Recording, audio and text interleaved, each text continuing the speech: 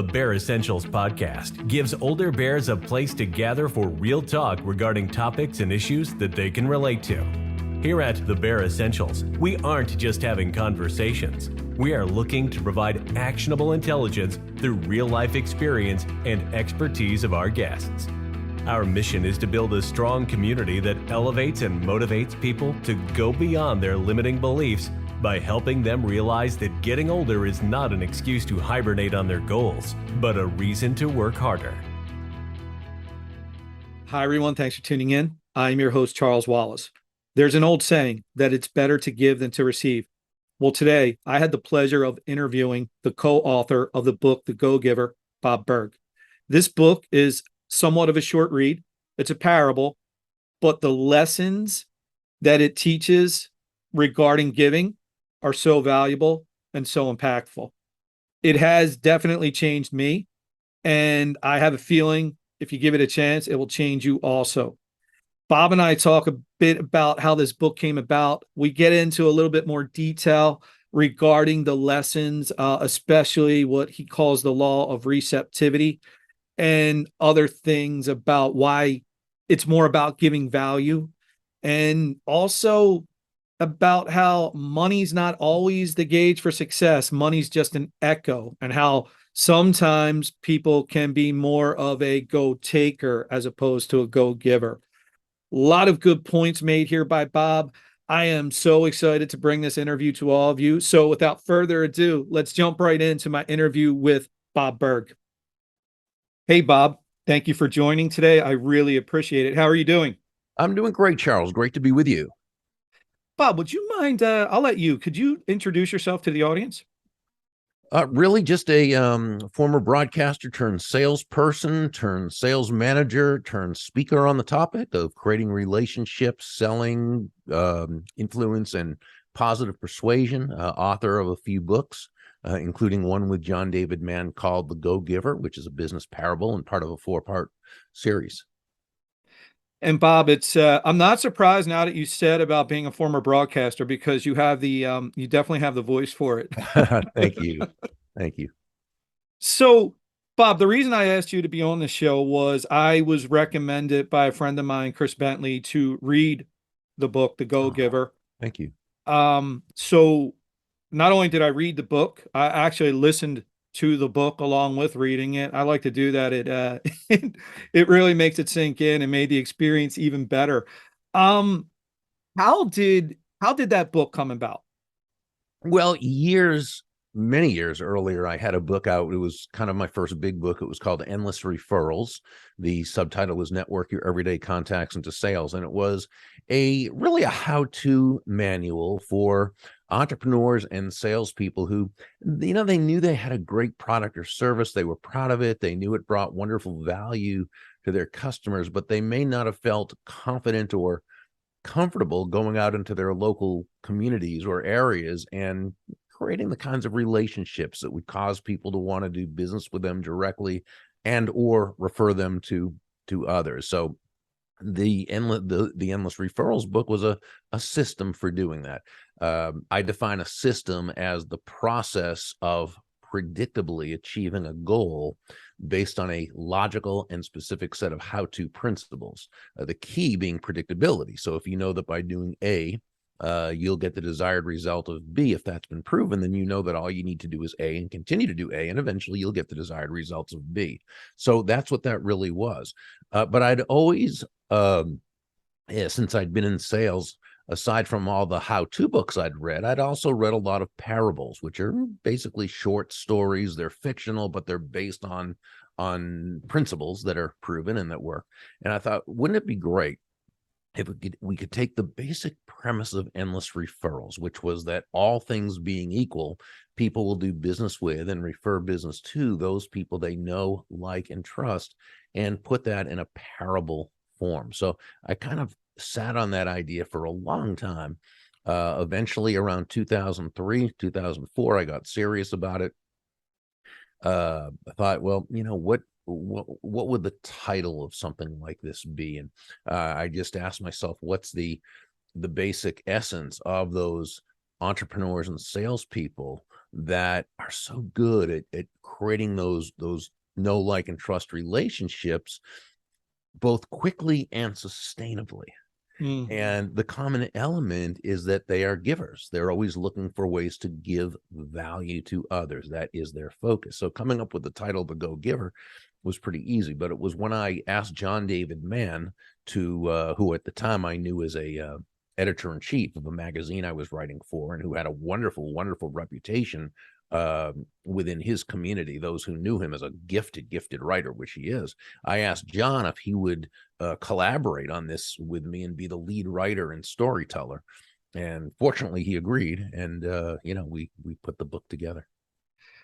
Yeah. And Bob, I don't want to give too much away, right? I hope more people, and I'm going to be recommending it to read the book, but just at a high level, the book is based on, I'll say, 5 principles. So I was curious, when you went into writing the book, were the 5 principles already figured out, or as you wrote, did it kind of come about more during the process? Yeah, it's a great question. John and I, and John was also very much a student of success, as was I. He was also very much an entrepreneur, as was I. And, over the last, well, before that, probably my first 20 years in as a speaker, I had the honor and privilege of sharing the stage with a lot of the most successful people in the world. So I ask questions. I always want to know, how did you do it? What were the elements? What is that, right? Again, I'm always looking for systems and improving. And John, as a writer, had interviewed some of the most successful people in the world. So, we really got together and said, so what are the principles that are just time-tested, proven, they're immutable, they're immovable, they've always been, they are now, they always will be? What is it that successful people have done, whether or not they knew they were doing it? Okay, because some people do things intuitively, right? What are those principles? And we, started out, we knew that law of value was foundational, because you've got to focus on providing even more in value defined as the relative worth or desirability of a thing, of something, to the end user. You've got to provide more in value than what they're paying, right? That's a basic law of economics, right? People will exchange their money for that which they feel is of greater value than the money they're exchanging it for. So you've got to do that while also making a very healthy profit. So we knew the law of value was the first one. That's what people do. They're always looking for ways to provide immense value to others, understanding that, and I say this whenever I speak at sales conferences, nobody's going to buy from you because you have a quota to meet, right? They're going to buy from you because they believe they'll be better off by doing so, that they'll attain more value to their lives by doing so than by not doing so, right? Then there's compensation. It's not only a matter of, the law of compensation, which says your income is determined by how many people you serve and how well you serve them. So, the value, that measures your potential income, but it's how many lives you're able to impact with that exceptional value that determines your income. Then there was, the law of influence, which says that your influence is determined by how abundantly you place other people's interests first. No, not in a self-sacrificial way or a martyrish way or a doormatty way. No, that's just understanding that, again, human nature says, right, that people have to feel you're genuinely interested in them. And, this is where Joe in the story learned that golden rule about all things being equal. Now, there's no faster, more powerful, or more effective way to elicit those know, like, and trust feelings toward you in others than by genuinely moving from an I focus or me focus to an other focus. So we knew that had to be a big part. Then the law of authenticity, the most valuable gift you have to offer is yourself. It's always showing up as your best self. And that's what successful people do. And then there's the law of receptivity, which says the key to effective giving is to stay open to receiving, right? This is understanding that, you breathe out, you also have to breathe in. It's not one or the other. And, and that giving and receiving are simply two sides of the very same coin. They work in tandem. Now, this is what really all successful people do, right? And they focus on the giving of value to others. They allow the receiving. So that's how we came up with them. So we like to say they wrote themselves, because as we were going along, we were coming up with, well, how do we really define this? Hi, everyone. Here at the Bear Essentials podcast, we talk a lot about never hibernating on your goals. Well, that takes a certain mindset. It takes a primal mindset. So please be sure to check out our sponsor, Go Primal. And while shopping their website, goprimalusa.com, be sure to use code BEAR10 and get 10% off your purchase. Trust your instincts. Go Primal. Bob, I got to tell you, first off, you're infectious. Thank you for that. It's amazing. And having listened to the book, it's almost like now hearing you read it back to me. So that's I just thanks so much. This is such a great everything about this is so cool. The book, you and these laws. So as I'm listening to the book, I was trying to figure out two things. I was in the laws. I'm trying to, okay, how can I accomplish the laws myself? But then I was trying to think of people in my life who may be already practicing the laws. But more than anything, are these characters fictional, or are they based on real live people in your lives? So the answer is both. Some of the characters were compilations of people.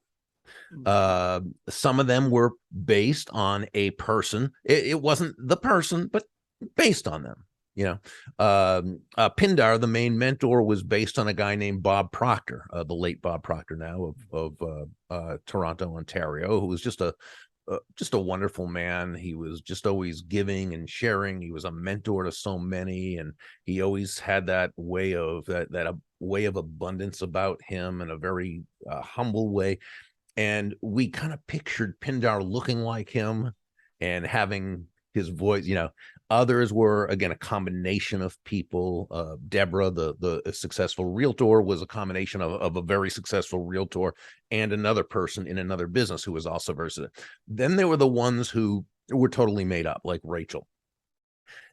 Joe, who was the protege in the story and the main character, he was sort of all of us.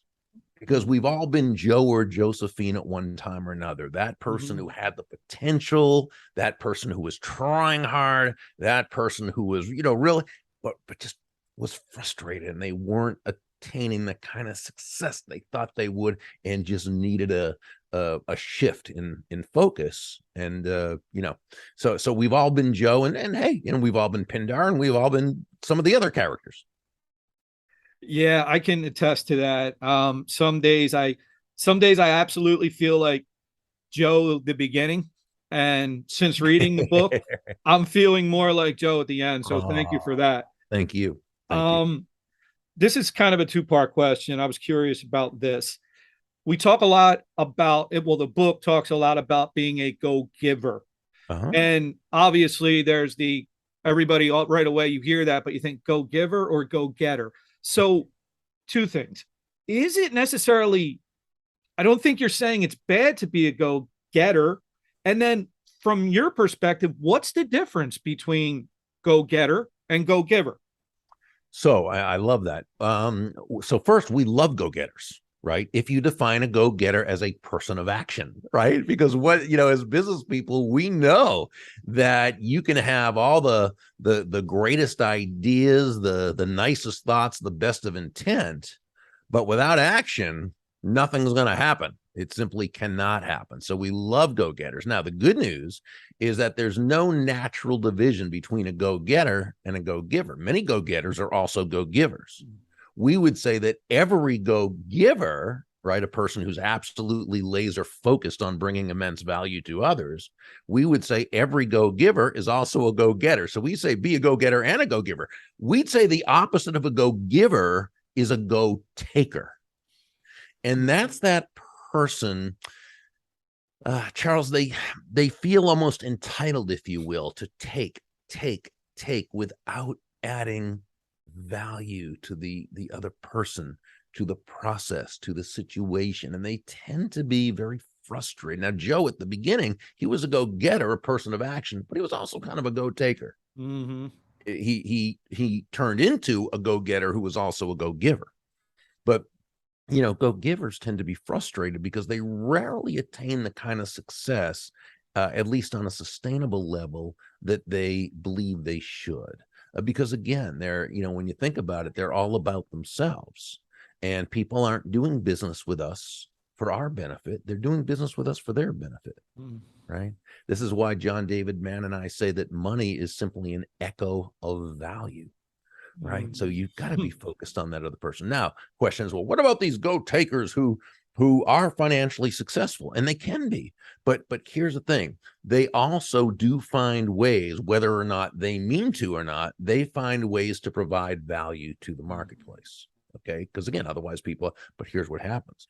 A go-taker, just by, having a certain skill set, having a product or service of value, and working really, really hard, they can make good money.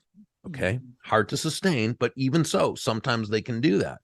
But boy, is it hard, because you really don't have people on your side. You can have customers, but very rarely great referral sources, which makes business a lot easier. Right. And so they have to repeat the process again and again and again. So can you succeed financially as a go-taker? Sure, you can. Very difficult, though. Okay. Very difficult to sustain. And it's not as fun or rewarding. Plus, most go-takers, by the very nature of who they are, their personal relationships are usually not very good. So it's just, it's a big world. People succeed in different ways on different levels, but it's a lot easier to do it when you're both a go-getter and a go-giver rather than a go-taker. Hang tight, everyone. We'll be right back after a word from NGBN TV. Hey, Charles, I just wanted to welcome you and all the Bear Essential listeners and watchers to NGBN.TV. My name is Chris Rubio, and I'm the host of The Rubio Method.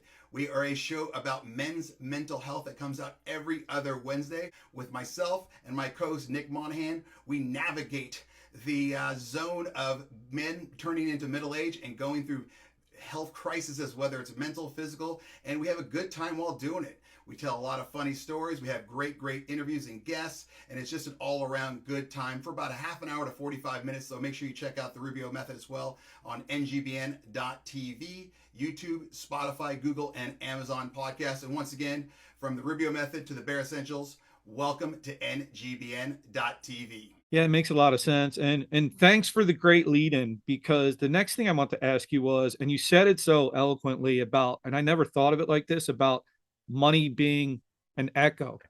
And as we know, our echo can be far reaching, heard, but it also always comes back to us. So when you talk about being a go-giver, is it all about, a lot of people, as soon as you hear it, you're like, okay, I'll give to charity, I'll give money. Is it about just financial, or is it about more than that? And also, I think a lot of people may ask and say, well, isn't it easier the more money I have to be more giving? Yeah. So let's look at both of those questions. And if I forget the second one, just remind me, okay, and bring it back. So the first is being a go-giver about giving money, giving charity. No, it's not. Now, we believe in charity. We hope that's a high value of most people. But no, that's not what the go-giver is about. It's not about giving charity. It's and so forth. What it's about is understanding that by shifting your focus off yourself and placing it on adding immense value to others, and looking to serve others, looking to help people solve their challenges, looking to bring people closer to happiness, right? People are going to feel good about you. They're going to feel great about you. They're going to know, like, and trust you. They're going to want to do business with you. So that's really what the go-giver is about. The second part of the question, again, was... Is it easier? If you have more money, is it easier to be a giver? Well, it depends. If somebody, having more money typically just brings out more of that person's essence. So if someone has a little money and they give, to charity, to bring it back to that, then when they have a lot of money, they're probably going to give to charity, and they're going to give a lot more. If when they're not doing well financially, they're not giving to charity and so forth. And as they get more money, it's a lot harder to cut a check for $1,000 than it is for $100, and it's a lot harder to cut a check for $10,000 than it is $1,000, right? So you want to be, when you don't have the money, you want to be still giving charity and so forth, so that as you work your way up, you continue to do so. But typically, just as Joe learned in the story, money doesn't create influence. Influence creates money. Now, the more money you have, then the more influence you have, but that's because it always goes in an upward spiral. The more you give, the more you can receive, and then you have more to give, and you can have receive, and so forth. So yeah, while when we talk about being a go-giver, we're not talking about in the realm of charity, which again, we believe in strongly, but that's not what we mean by go-giver. It still is certainly easier to give more of that when you've created that habit. Thanks for that answer, Bob. So unfortunately, I'll say, I think you probably would agree, we live more in probably, I'll call it this instant gratification society in this world. What would you say to people who may look at this go-giver approach and think, you know what, it sounds great, but sounds like it's going to take a long time for me to see any results? Yeah. So it's actually kind of just the opposite. Let's go back for a second to a basic premise that we've mentioned a couple times, that people don't buy from you for your reasons. They buy from their reasons. So I would ask the question, are people more likely to buy from the salesperson who they can tell is just focused on getting their money from them? Or are they more likely to buy from someone who they know has their genuine well-being at heart? So it actually, all things being equal, it takes a lot less time to do really well as a go-giver than it does as a go-taker. Yeah. And then, Bob, you mentioned about as being a go-giver. I might equate it to maybe as, like a 401k kind of, right? Out of sight, out of mind. Put your money away and you don't worry about it. And then you look at it every now and then. You talk about in the book about just kind of giving and not really being focused or worried about the results. So my question there is, I think some people may say, isn't that kind of naive to just give without really thinking about it? Or yeah, that's again, it's another great question, and I think it brings up sort of what we call the treacherous dichotomy, or a false dilemma. And that a false dilemma being defined as the unnecessary use of the word "or," right? As though you're either giving or you're either focused on giving or focused on receiving. No, you can have both in mind. In business, we need to have goals. We need to know what we need in terms of cash flow. We need to no, all those things are fine to have. It's just the understanding that nobody's going to buy from you, again, because you have a certain goal or you have cash flow needs. So it's that the focus is on bringing immense value to others. That doesn't mean you don't care about the money aspect. It's just that the more you focus on the money, the less effective you're going to be. Right. So, yeah. So it's not, doing one and ignoring the other at all. No, absolutely not. It's placing your focus on the giving aspect. That's interesting, because I literally think about people I deal with in business, in life, and I know a lot of people right there on that concept, they probably would be, hold on, but yeah. So Bob, would you say though, the way you say it, the way the book is written, I'll just ask, is it this simple?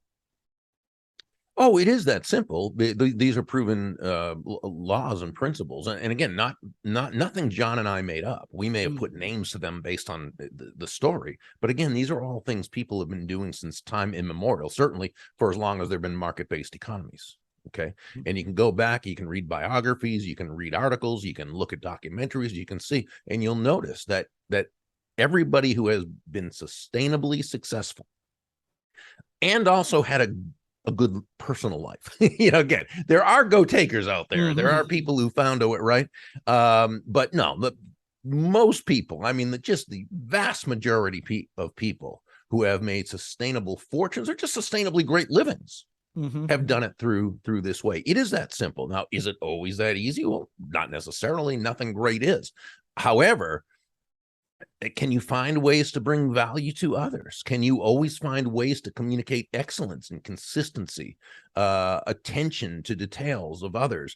Can you find a way to be empathetic to their concerns? Can you express gratitude for them?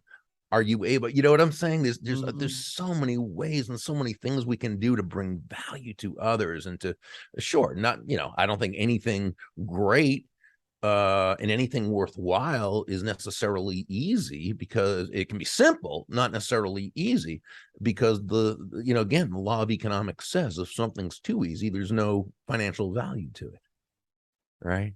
So we're not talking about utopia. We're talking about a way to do things that greatly increases the odds, what we call creates the benevolent context for your success. And Bob, I appreciate the way you kind of tie it all together and I'll just say, you make sense out of it. And I think that people listen to this, read the book, listen to the book. I think it will make an impact. So Bob, from a selfish perspective, I wanted to really ask about that final law, because I feel like I'm horrible at it and I'm really looking for your advice. How do you get better at the law of receptivity? Yeah, and that's actually probably the biggest question we receive, and the most feedback on the book, where people said, yeah, well, those first 4 laws, absolutely, but that 5th law, receptivity, I have so much trouble with. Well, let's look at why that is, okay? Well, first, let's look at the message that we receive from the world around us when it comes to money, prosperity, abundance, business. From the moment we're born, practically, a combination of upbringing, environment, schooling, news media, television, movies, popular culture. Look how wealthy people are denigrated and looked down at. And, what did they do to get that money? It's never, I wonder how they found a way to serve so many people in order to see that money. Right. You look at my great friend Randy Gage, who does one of the leading prosperity experts in the world, talks about how if you look at every movie, every big blockbuster movie, there are always 2 types of people portrayed. There are the good people, who are typically poor, but nice and helpless. They're honest, right? They're always being picked on, put down, stepped over, taken advantage of by who? The rich people, who are always mean and nasty and cowardly and have no soul, right? He has a great example in the first Spider-Man movie, where Peter Parker is talking to Uncle Ben about why they're poor, and Uncle Ben says, well, Peter, we may be poor, but at least we're honest. What a horrible message to put out there for kids to see. What does it say? It presupposes that if you're honest, well, you're probably not going to go very far in this world in terms of, wealth and financial freedom. And if you are financially, prosperous, you must have been dishonest to get there.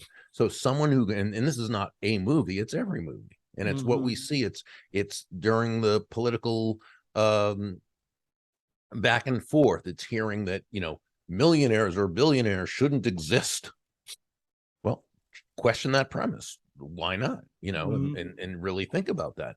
But it's something that, and so we hear this all the time. So it's easy to see why somebody from a very young age, if they're brought up with a high value being honesty and integrity and kindness and decency, and now they're at a point in their business life where they're starting to bring in a lot of money, what's going on in their unconscious? And that's the most insidious part. It's not in their conscious, but it's their unconscious that's saying, well, wait a second, you're making a lot of money. What are people going to think of you? Have you lost your soul? Are you dishonest? And we push it away. So my suggestion, as far as how to go about really building yourself in that area, is make a proactive study of prosperity. Look up and follow people such as Randy Gage and David Nagel and Sharon Lechter and Ellen Rogan and Ken Honda and the late Bob Proctor and so many others who blog and post and do videos and have books. Study prosperity, because all the anti-prosperity garbage we get all the time from everywhere. So we need to seek out that good, healthy information. Well, thank you for that, Bob. I really appreciate that. So we'll just end with this, Bob. How can people follow you, get in touch with you, get the book? I'll give you a chance here to plug some things. Yeah. Well, the best way is just to go to Burg, BURG.com. The books are there. If they'd like to read a chapter to see if they, like it, then they can always click through. While they're there, they can sign up for my free daily insight emails.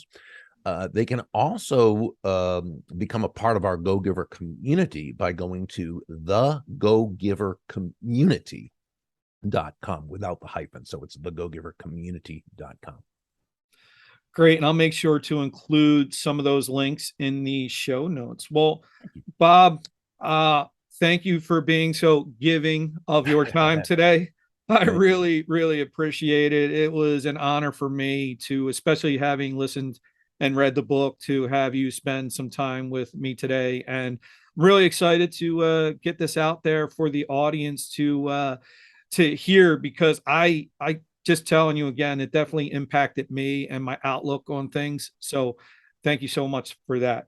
I receive that with gratitude. Thank you.